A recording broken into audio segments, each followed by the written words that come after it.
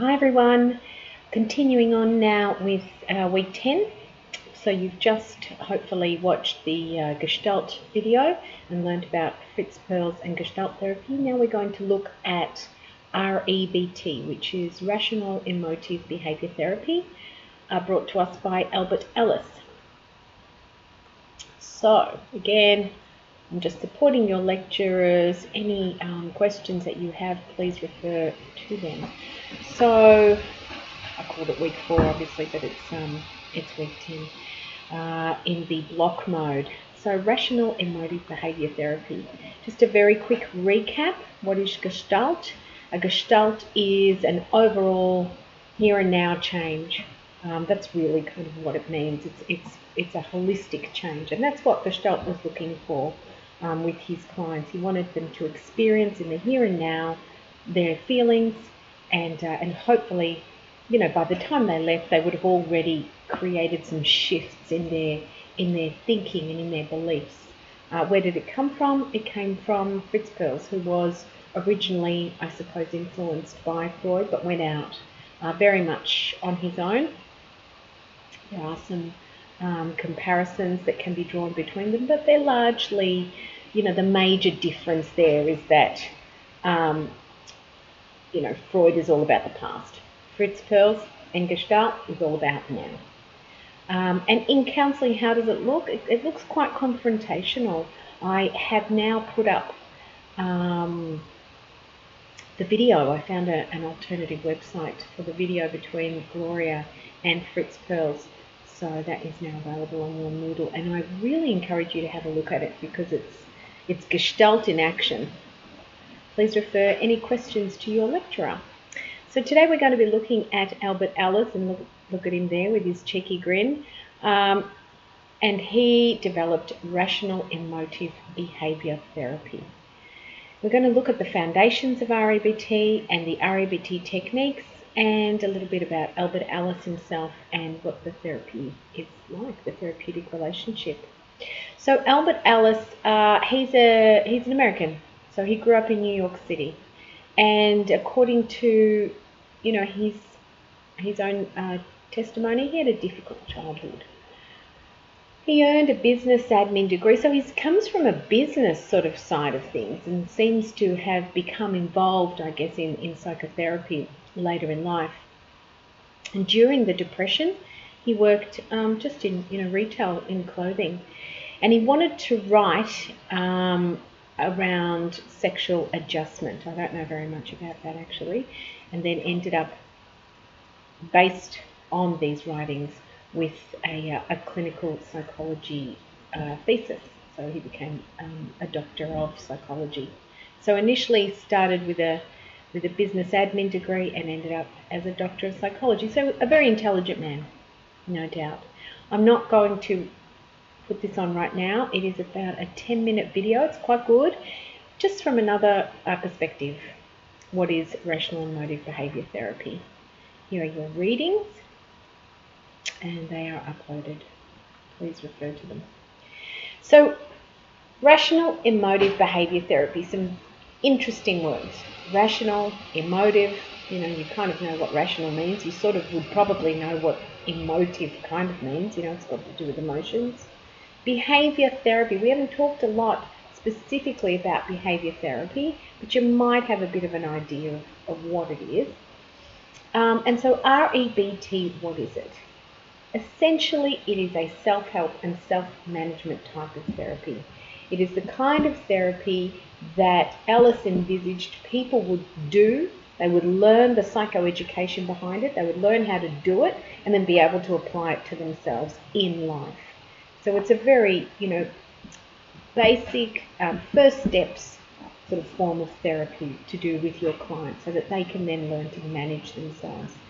So it's popular because it makes sense to people, and then you can do and you can use it. So once I explain it, you'll understand what I mean. REBT helps clients better manage their thoughts, feelings and behaviours. So it's ideal for SMART recovery. Have you heard of SMART goals? SMART goals are used in order to help people, I guess, create change. And as per our very first lecture, it is a technique, or it's a tool in your toolkit, SMART recovery, SMART goals. As well, it's also used for people with multiple interacting psychological and addictive problems. So the belief is that the way that REBT approaches problems lends itself to those sort of cases. So what are the basics? The very basic element that you need to know is that thoughts create feelings, feelings create behavior, and behavior reinforces thoughts. And this makes sense to most people. If I said to you right now, think of the worst thing that could happen to you right now. It's happening now. Think of it. And suddenly you'll have a certain amount of feeling. This feeling may lead to a certain type of behavior. And then that behavior is reinforced through your actions that reinforces your thinking. So we know that the way that we behave actually reinforces our own thinking. So it goes then in a cycle. Then the thoughts create more feelings, which creates more behavior, which reinforces the thoughts, etc. And so pretty much that's the basis of it. REBT seeks to get the client to understand that everything that they think is causing the problems in their life effectively, because the way that they think affects their behavior, which then affects how they interact or how they approach problems or issues in their life. Whereas if they simply thought of them another way, then it wouldn't be so much of a problem. You know, you get two kids and you get one whose ice cream drops on the floor. Well, this child who has been taught not to worry about such things will have a reaction of, oh my gosh, you know, goodness me, my ice cream's on the floor, cry, cry, cry. Whereas the other one who's been taught, sorry, my mistake, that child who has been taught not to worry about such things will drop the ice cream and won't say much, will go, oh well, right? Whereas the other one who has been taught to have big reactions in life, because we are kind of taught how to behave, then their ice cream will drop and they will have a big reaction. So the thought that comes immediately after the act, or the activating event, as you'll find out we call it, becomes the problem or the savior, whichever way you want to look at it. So here are the basics. So REBT teaches that even though people are determined to some extent, extent by their genetic givens, their upbringing, their family background, etc., they can change. So remember I just talked about those two kids. The one kid has been taught to take it easy, don't overreact, it's going to be okay, self-soothing and that sort of stuff, compared to the child who's taught to have big reactions to the things that happen. REBT, as was believed by Alice, was thought to be able to help people to change, and to change the way that they react, and to help them to have different responses, so that the ultimate reaction and the ultimate behavior, and therefore the feeling and so on, is not as intense, and therefore they don't experience so much anxiety. So REBT, at the second point there, focuses on techniques rather than insight. It teaches people how to change. So let's compare that with psychoanalysis, or even Adlerian therapy, or any of the other therapies really, which they do kind of want to know a little bit about the detail, and a bit about, most certainly with psychoanalysis, get in there and figure out what happened, get insight. And we know Adlerian therapy wants insight. That's kind of the job of the therapist, to provide insight. We know that Gestalt therapy does not need that kind of insight, although that sort of insight, is recognised as unfinished business which might bubble up. So what you need to know about REBT is that none of that is necessary here. Really, the job of the therapist is to get to the originating thought. What are you thinking that's creating this behavior in you? Here's a technique, therefore, which is REBT technique, to help you, not have that response and not feel that anxiety or that feeling. Okay, so REBT encourages your clients to accept their limitation while working on self-change. Again, there's no judgment, because we're saying to the client, you are who you are in REBT, you are who you are the way you are. We're not trying to, have any insight about that. We just accept it and know that from here we need to move forward, So on a deeper level, REBT teaches a profoundly radical and, for some, philosophy. Okay, so for some people, when they first engage with REBT, they have, a lot of self-sabotaging behaviors or critical selves, I'm no good, I'm never any good, a lack of compassion towards themselves. And that's a problem, because that REBT sees as one to be solved. So, unconditional self-acceptance, USA. You rate your behavior, not yourself.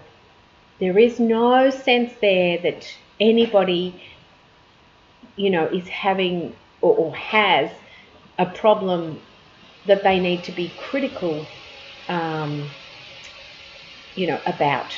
to themselves. You just accept yourself as you are. Unconditional other acceptance. You accept others as they are. That is who that person is. Those sort of people who get really irritated about the smallest thing. They go off in tangents, and they're probably right on many levels, but it doesn't help them. It doesn't help them to go, to go towards that. It's much more helpful to be able to accept the other person as they are, and then kind of move on with your life. And it says there, we rate what others do, but not them. So again, it's all about behavior.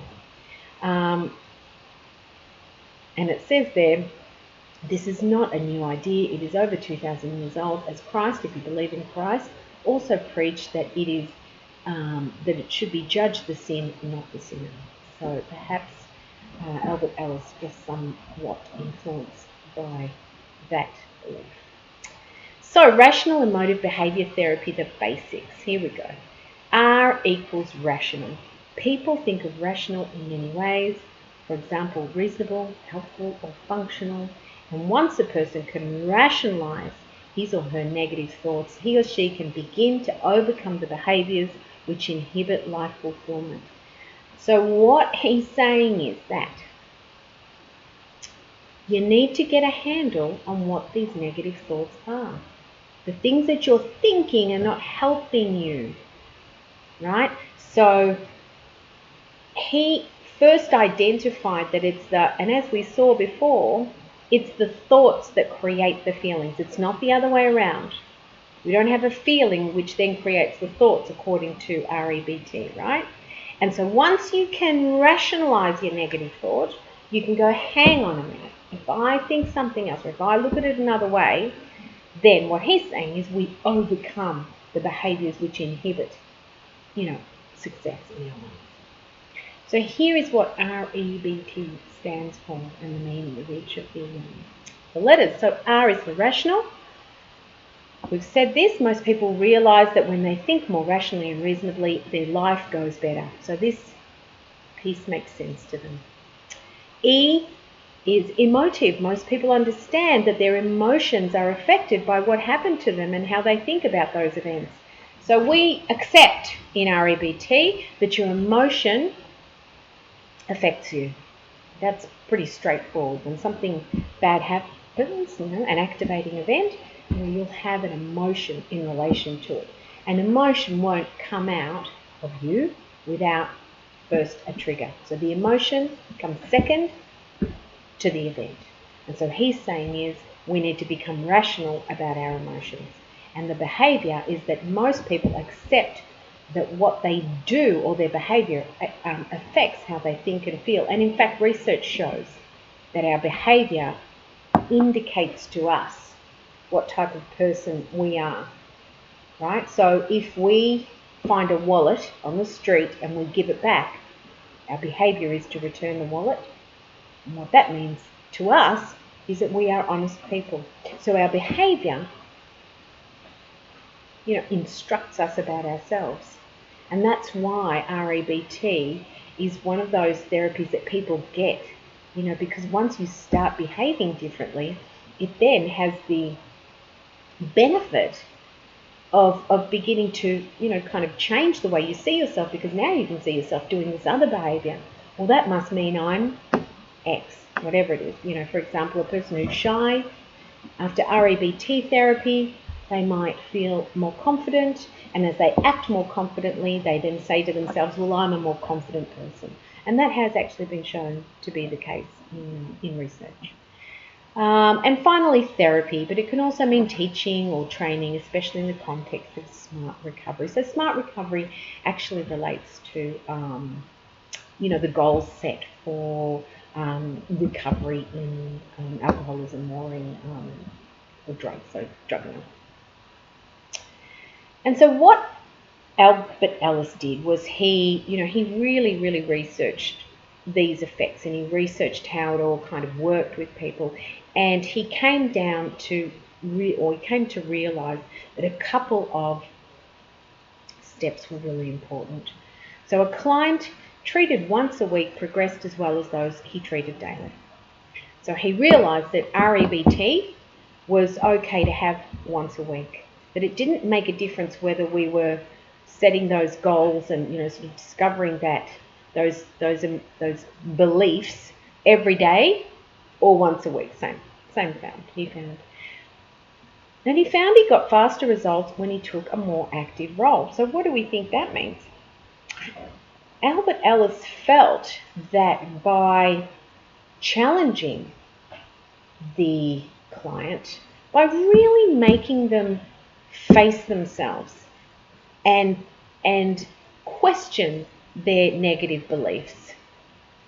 Is that really true? Those sort of things. Is that really true that you are, that you are a no good type of person? Is that really real? And what does that mean to you? And so forth. So really challenging them.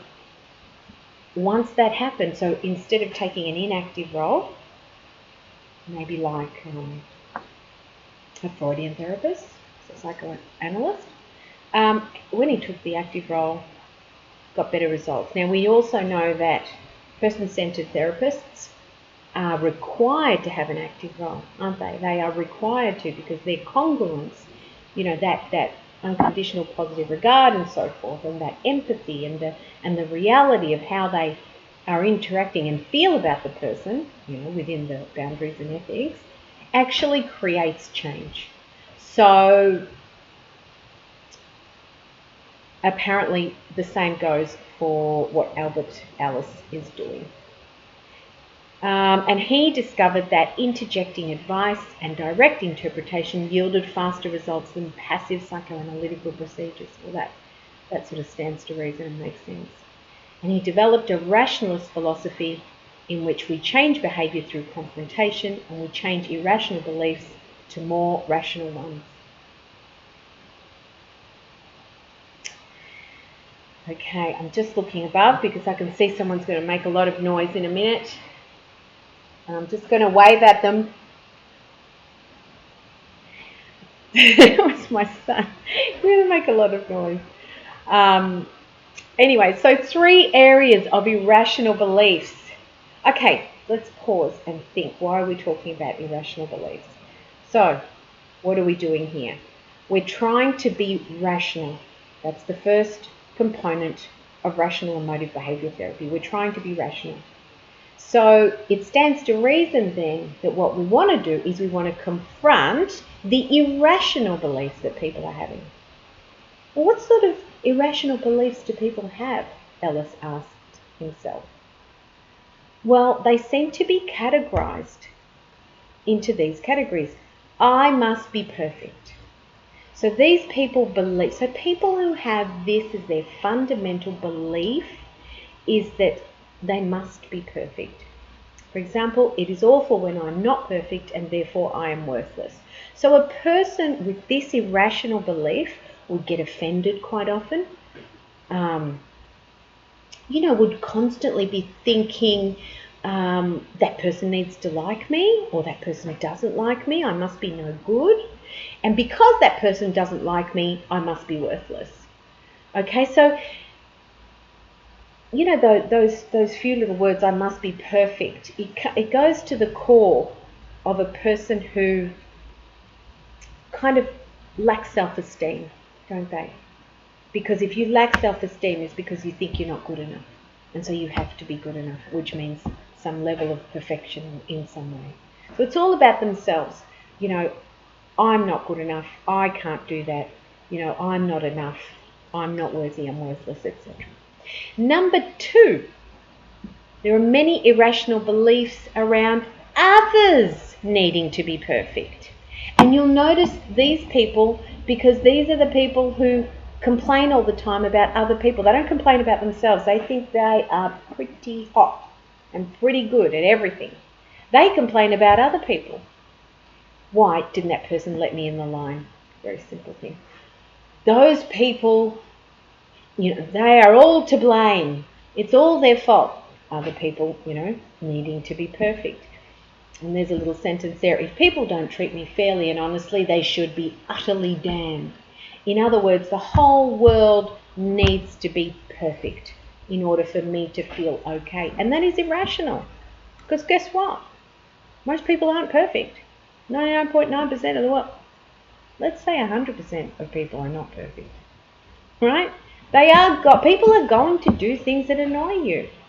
Now, if you're this kind of person, right, that others must be perfect, you'd be the sort of person that at every turn you would find a criticism with something or someone. You just can't accept that that's just the way they are. Okay? Now thinking.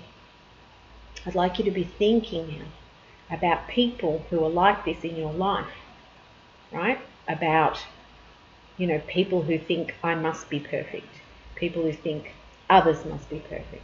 So number 1, that first person is a person who lacks self-esteem. Number 2, the second person would be a person who is a big complainer and who is a big advocate for themselves and others because everybody's always mucking up. Number 3, the world must be a perfect place. Pleasure is better than pain, therefore life is horrible when I'm in pain. The sort of person who would look at coronavirus, and the fact that we're all isolated and put their head in their hands and say, life is horrible. Right? One thing happens in life, or 2 things, and suddenly they fall apart. Because their belief is that life needs to be perfect.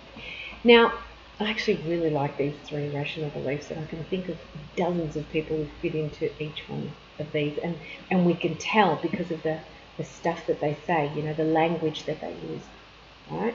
So that third one that we said there, the world, must be perfect. What's the point of living? Or what's the point anymore? What's life good for? I never, nothing good ever happens to me. This life is just, no good, or this place where I live is no good, etc. Always expecting perfection. And the reality is that these beliefs are irrational because, you're holding everybody to a very high standard which doesn't even exist. That's what makes it irrational. So irrational thinking includes being very demanding. You should be like this. The world should be like this. Right? Others should be like this. Inflexibility and rigidity. I will only accept this. Right? Awfulizing, catastrophizing. This is the worst thing to ever happen, ever. Can't just pull it back a bit, underreact a bit. It's not that bad. If you're okay in this very moment, you're probably going to be all right. And if not, you'll make decisions once, the next thing happens. There's no need to catastrophize, right? I can't stand it. It is. So low frustration tolerance, LFT. All or nothing thinking. It's either this way, or the highway. My way or the highway. It's either got to be perfect or there's nothing. Now, family can teach us these things. Family can create these sort of irrational beliefs in us. And I guess that what Alice is saying is it is the job of the individual to recognize that, they are one of these things, and to realize that part of their thinking includes some of this stuff here. Okay, and personalizing, it's all my fault, it's about me, that happened because of me. A lot of this thinking is probably stuff that goes on in your head. Truth be told, a lot of us hold many, many irrational beliefs. And then we do emotional reasoning. So emotional reasoning is irrational because when we're in a state of emotion, we're not going to create reasoning that is rational. We're either scared. Fear creates a lot of strange kind of outcomes in terms of the things that we are going to do or not do. Okay, so here is the type of thinking that goes on, and that applies to all three areas of irrational beliefs. And so really, we need to recognize that irrational thinking does not work. We must win the struggle between our irrational mind, right, or irrational thought, sorry. Here's the irrational thought, like a big monster with lots of fire coming out of it because it's, hurting us. We have to win the struggle between that irrational thought and our rational mind, which is blue and calming. It does not help us to obtain our medium and long-term goals, according to Alice. So if you persist in getting stuck in all your thoughts that cause you drama and stress and anxiety and possibly depression and any other ill feeling that you have, he says that if you choose to get stuck there and believe your irrational beliefs and live in that way, then you're not going to succeed in life. You're not going to succeed in terms of your long-term goals. You need to win over, the irrationality of your beliefs. So here we go through a little bit more in-depthly some of the irrational sort of beliefs that we're doing. So we're going through this list here. So demandingness, we demand things of the self. Remember 1, 2, and 3, those 3 kind of categories of irrational beliefs. The first one was about the I. So here we demand too much of themselves. We must always perform well and have everyone's approval. If not, we are incompetent and unworthy. Right? The results are self-hatred, anxiety, depression, procrastination, withdrawal, and obsessiveness. So that third point there gives you a bit of insight into what your client might present with. So you've got, an obsessive kind of self-hating client. If you were using REBT, you could say, well, it seems to me that this person's main irrational beliefs center around that demandingness of the self. Okay? Other demandingness, it refers to the idea that people we encounter must always be considerate and fair. If they are not, they are unworthy, bad, and deserve to be punished. How does this look on our client? Well, it looks like anger towards others, hurt, always. You know what? These kind of people are always offended. They're offended by everything, that they came second, that they didn't come first, that the person, made a mistake, that the person honked their horn at them, that, that they didn't get what other people got, etc., etc. It's all about others, needing to be perfect. And they can be very vindictive and violent. How dare you not do what I expected you to do? How dare you not be perfect? And look, can I just say, we all have some of this stuff. We've all got some of these irrational beliefs. And that comes from genetic, culture, environment, home life, whatever you want to call it. Again, Alice wants you to realize it, recognize it, challenge it, and change it. Okay, REBT. And world demandingness implies that our life conditions should be enjoyable, hassle-free, and safe. If not, the world is horrible and unbearable. And you'll notice this by clients who have anger, depression, self-pity, low tolerance, withdrawal, phobias, and addictions. So that last one there, that addiction sort of kind of thing, where, they must have looked at their life, and this is people who actively sought out to dull a particular pain that they have, or in some way that they couldn't cope with, and so they actively sought out the drug taking, because the drug taking blocks the whole world out. You're in your own world, and in that way, you don't have to face the demands of the world. Okay. So the theory of REBT counselling is that people in our culture have irrational beliefs. It is absolutely necessary to be loved by everyone for everything you do, and one should be completely competent, adequate, and achieving in all possible respects.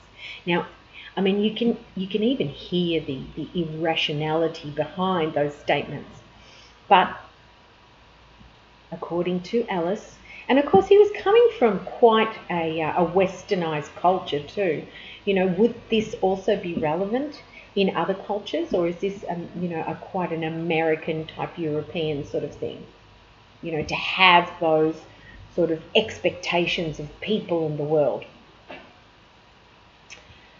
And the 5 categories of irrational beliefs, which we had a look at, can also include being self-defeating, I am a failure, being dogmatic, being antisocial, being unrealistic, and being contradictory.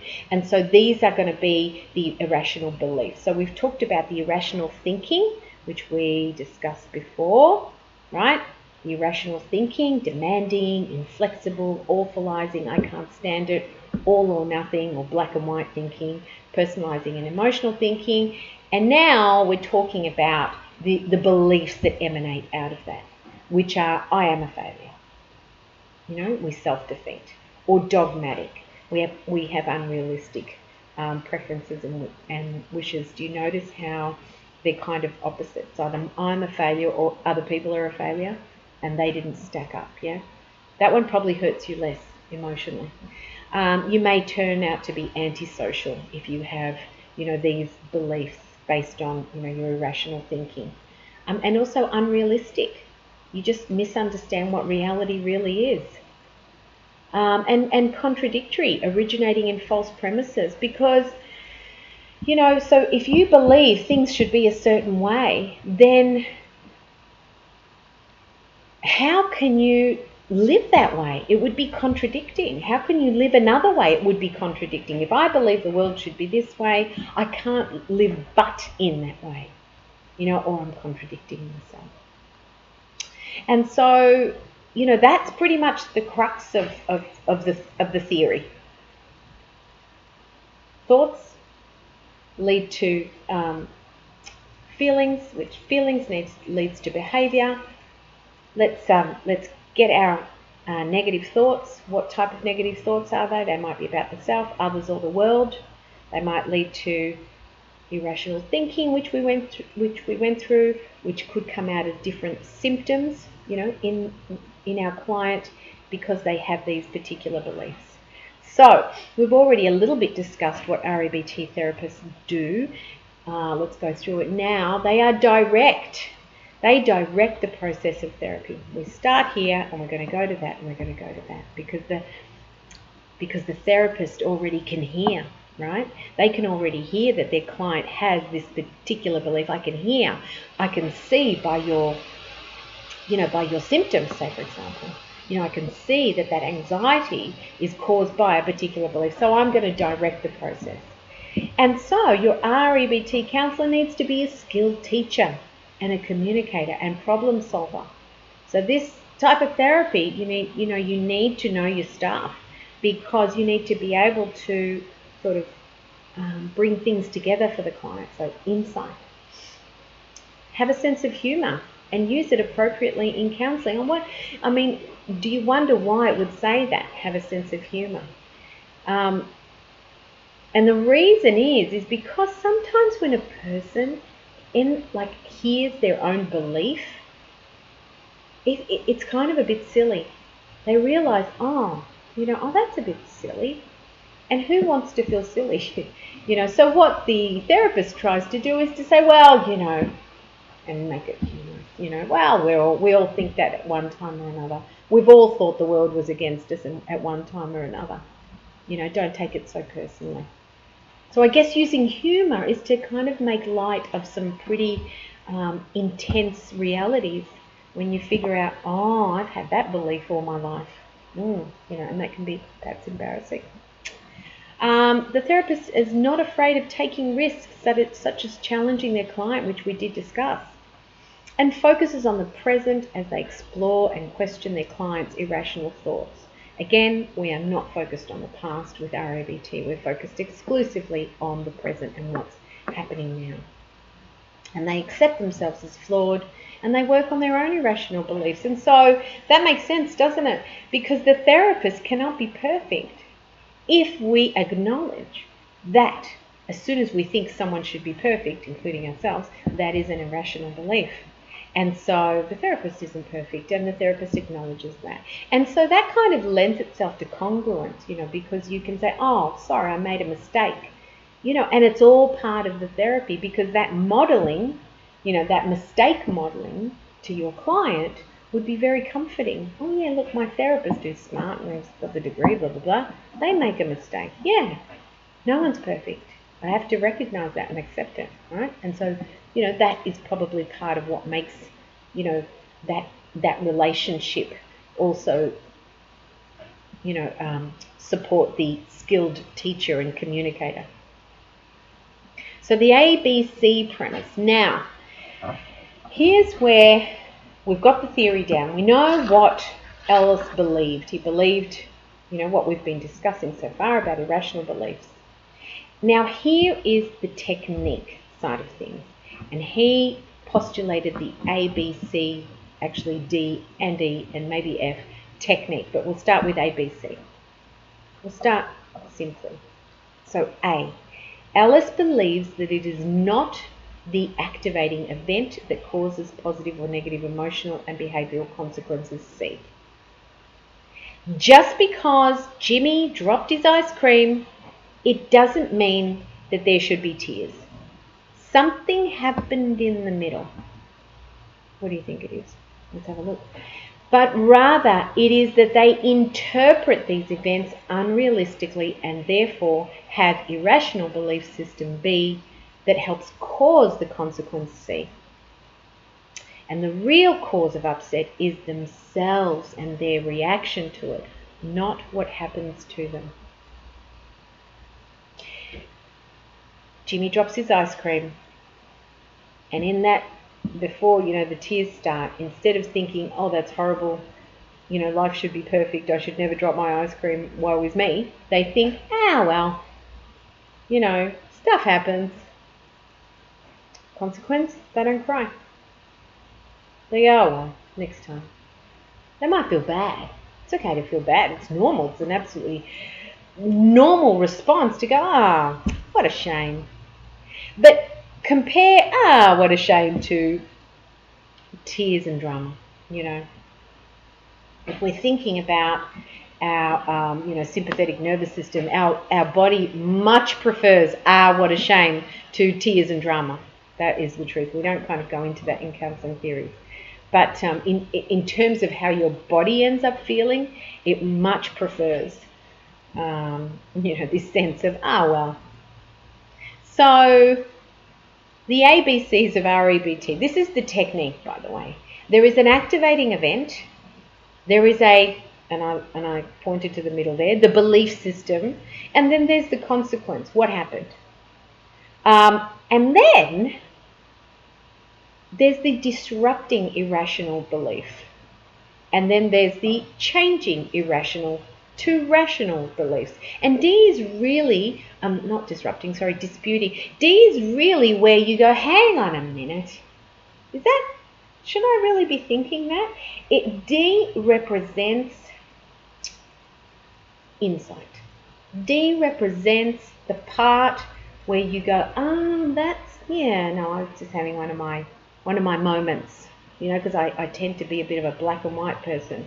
I tend to either have it this way or that way. There's no middle ground. And I know my tendency because I go to my REBT counsellor. Hang on, I'm going to dispute my irrational belief that is the end of the world. And I'm going to change it to something rational. Let's have a look. Guy ends up in jail. What was the activating event? Well, obviously, there was a reason why they thought that way. I actually don't know if the guy ends up in jail is a good example. But the activating event could be, they were being followed by the police for some reason. Then there was a belief system. I've done something wrong. Oh my gosh, I've done something wrong. This is terrible. And they start to panic and get flustered. And I actually remember once, I did this as an example, and one of my students at Stotts said, yes, that's true, that happens to me all the time. I got pulled over for speeding once, and now every time I see a policeman after me or behind me, I think that I'm going to get pulled over, and I start to get really nervous and agitated, right?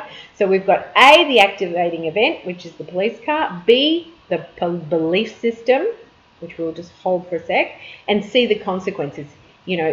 This student told me that he got really nervous and upset all the time. So his belief system, and we can tell this, is that last time he got pulled over, he didn't go to jail, but he did feel like a criminal, right? And so we can hear that from him telling the story that his belief system is causing him the consequence of feeling anxious every time he sees a police car.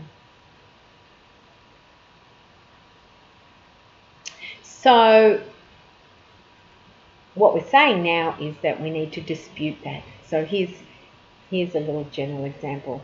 The event, something unpleasant happened, right? Going back to the police car behind you. The belief it was awful and should never have happened. Well, his belief is, I'm going to get done again.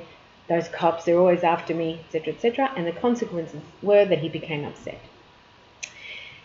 So where does D come in? D comes in because we want to dispute it. Is it true that that this is awful and something bad is happening to me? Here the dispute is, why is it awful? Why shouldn't it happen to me? So it sounds like that person is complaining about or feels that kind of they are perfect and life is perfect and bad things shouldn't happen to them. And the change then is, the change in thought is, well, it's a disappointment, not a disaster. I can handle it in this particular example. Or for my student, they're just cruising behind me. They might just pull me over to check my license, or they just want to get around me.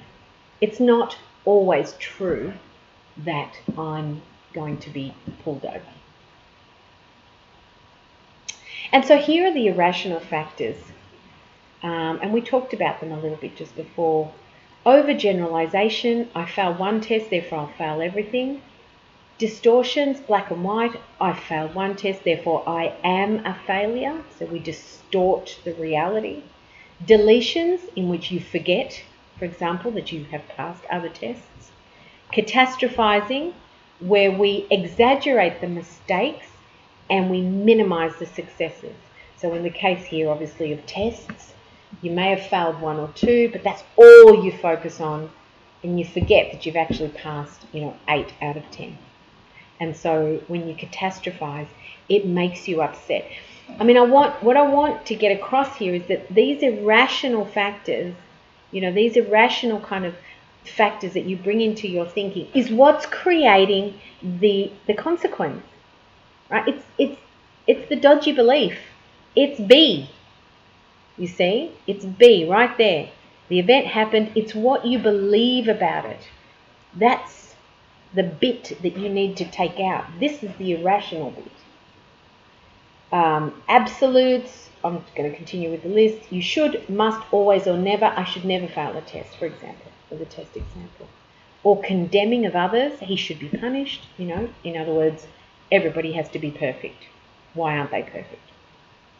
And finally, and it's not an exhaustive list, there's more, but it's all I've got here, is fortune telling. I know I will fail that test. Mind reading, being a detective, all of those things, all those irrational kind of thoughts and behaviors, they lead to irrational beliefs. It was awful and should never have happened. Which one was that one? The word never is in there, so I think, it sounds like black and white. I should never fail. Here's another example about rejection. The activating event, I got rejected. B is the beliefs. I can't stand it. He has no right. It shouldn't be. I'm going to get even. I'm a reject and I'm worthless. So we can see there that the person is thinking not only that they have to be perfect, I'm worthless, but also that others should be perfect. He has no right. It shouldn't be. I'm going to get even. Right? So perfection from themselves and from the other person. So that's kind of the basis there, isn't it, of their irrational thinking. And the consequence, which is C, is I got depressed, I felt I was no good, I cried, I threatened to kill myself, and I fought with my parents. So lots of nasty consequences. And by the way, this is regular in counselling. These are the sorts of things people will tell you because they allow themselves to believe their beliefs. They go, this is true. This is true. He has no right. Bang, bang, And maybe, it's not a good time to use humour, but maybe that kind, that therapeutic act of becoming involved, or, pushing your client, well, hang on. Why shouldn't it be? Other people get rejected all the time. Why shouldn't it happen to you? What's the answer to that? Because it's not fair. Well, nothing is fair. The world isn't fair. There is not a sense, that the world is fair. And I think if you think that way, then maybe it's irrational, right? And so you can press the client in that way. And so the new disputing sort of thought could be, well, why can't you stand it? So this is, the role, I guess, of the counsellor initially, but you would hope that the client learn to use this as a self-help tool. Dispute yourself, but for the moment we're in counselling, so the counsellor is going to dispute the client. Well, why can't you stand it? Why doesn't he have the right? Why are you worthless and a reject, just because he rejected you or she rejected you? Give me some, good reason. And the client will find that there are none because it's irrational to believe that nothing bad could happen. And finally, it is unpleasant, but you can stand it. And actually, he does have the right. So E becomes, your new experience. So the counsellor-client relationship in rational and emotive therapy, the therapists do not believe that a warm relationship between the counsellee and the counsellor is necessary or sufficient condition for effective personality change. So that's a little bit going against person-centered therapy, isn't it? Because Carl Rogers believed that it was all that was necessary, I guess, plus, an active therapist as well. REBT therapists fully accept that clients are fallible and not necessary to give personal warmth. And finally, to keep clients from becoming unduly dependent, REBT therapists deliberately use hard-headed methods of convincing clients, I love this, that they had damn well better resort to more self-discipline. And so that's that hard, that's that stoic, sort of take it on the chin type of attitude that Albert Ellis believed was necessary in order for a client to not get, kind of consumed by their irrational beliefs. Come on. That sort of attitude, pushing, challenging. And self-discipline obviously doesn't refer to doing, it refers to thinking, doesn't it? It refers not to behavior, but to the thinking. Self-discipline to stop yourself from thinking those irrational thoughts. ABCDE therapeutic approach. The therapeutic interventions referred by D are three parts of disputation, and when irrational beliefs are disputed, the client will experience E, which is a new effect, which we've just been through. And in essence, the client will have a logical philosophy that allows him or her to challenge his or her own irrational beliefs. And that is where the self-help component comes in. Because once you know how to do this for yourself, Albert Ellis believed that you wouldn't need to continually, go back to your therapist, that you could control or at least manage your irrational thoughts, which would then lead you to be a greater success in life. So, let's be clear about how this works. A is the activating event. The accident happens. The therapists often divide activating events into two parts: what happened and what the patient or client perceived has happened. Okay? And so that's really important, because if you think about something, kind of bad that happened to you, if I was to describe what had happened, what would I say compared to you having been in it? What you would say? How do they differ? How's my perspective from out here differ from your perspective being in it? And, generally they're different. Typically, therapists focus only on a few activating events at a time. So we just focus on a couple of things that have happened and the consequences, and then we focus on what these irrational beliefs are. And sometimes previous consequences can become activating events, and that means that you get triggered by consequences, right? Last time I this happened, I felt really anxious. I felt over anxious. It's like my car example. I was worried. I went into a head spin, and so that then becomes just that behavior. That's what leads to the next behavior, which is the next thought that yes, everything is bad and it's all going wrong, and so on and so on, which leads to even more catastrophic thinking, perhaps. Here's our ice cream guy. Drops his little ice cream there. The irrational or self-defeating beliefs rather than self-helping beliefs are the focus of therapy. What do I believe about dropping my ice cream? Is it the end of the world? What do I believe about that thing that happened to me? That's what REBT wants to challenge. And we change irrational beliefs, will change the way we respond. In other words, the consequences. And so the consequences, sometimes it is difficult for therapists to distinguish between consequences and beliefs. Consequences tend to be feelings such as, I feel so stressed out. But is that a belief or is that a consequence? That's why it's difficult. So, you need to really kind of explore that with your client. What's the kernel? What's the originating, negative or irrational belief? Feelings cannot be disputed, but beliefs that bring about feeling can. Nobody can say you didn't feel angry, or didn't feel fear, or didn't feel hurt, right? Or anxious or stressed. No one can say that you didn't feel those things. But using REBT, we can think about what led you to being hurt, angry, etc. And that's the belief. And that's the bit that REBT wants to change. Because changing beliefs, right down the bottom there, B, can alter the consequences. You may not be hurt if you, substitute that original belief for something else. Or you may be less hurt. Or it might be easier for you to, accept. And then we dispute. We say, well, hang on, is this or isn't this true?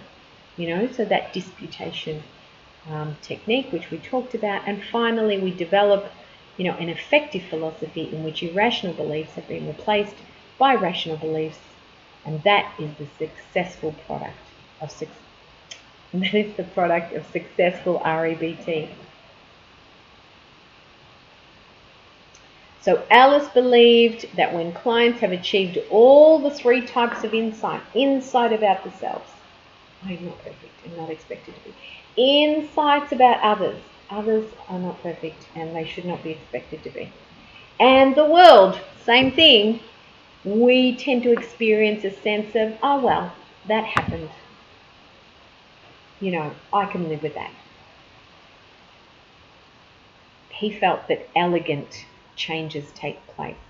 And by elegant, I guess he means that we start to develop good or more effective, better serving coping strategies, right? That serve us well in life. And clients have thus made changes and know why they have made changes. So the changes are all in their, awareness. Listen, I don't respond like that anymore. Now I do this, and that leads me to feel better.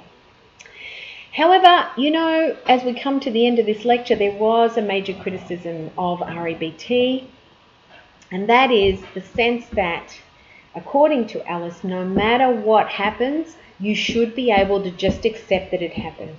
In other words, this extreme stoicism.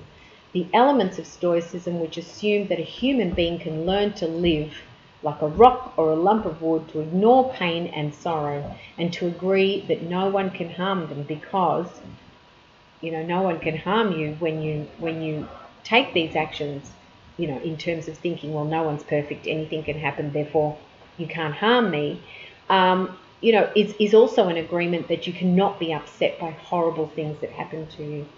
Rather, it's what you believe about what happens. And therefore that you choose to upset yourself. And of course, when we're thinking about child abuse, when we're thinking about sexual abuse or any sort of abuse, how can I just accept that person is not perfect and therefore did that to me? Maybe it's helpful, but critics argue that it's a bit too simple, it's a bit simplistic, and that just changing that belief may not be enough. Anyway, you can go there to Problems with REBT if you want to know more. And that's about it. That's Albert Ellis and REBT. I encourage you in your tutorial to do your worksheet in groups and watch Albert Ellis with client Gloria. It's a great video because Gloria sees Albert Ellis, Carl Rogers, and also Fritz Perls. So they were new and emerging therapies of the time, and she has kind of a different response and reaction to each one. And I have put up Gloria, and now here is Albert Ellis. So I think it's worth watching so that you can see how REBT or how it was intended to work by the originator, Albert Ellis. And that is him right there. And that's Gloria. Okay, hope you've enjoyed it. And I'll hopefully be coming back with our next week, which is week 11 next week, where we'll be doing, I think, CBT, which is, it's one of the more prevalent theories and therapies. All right, see you later.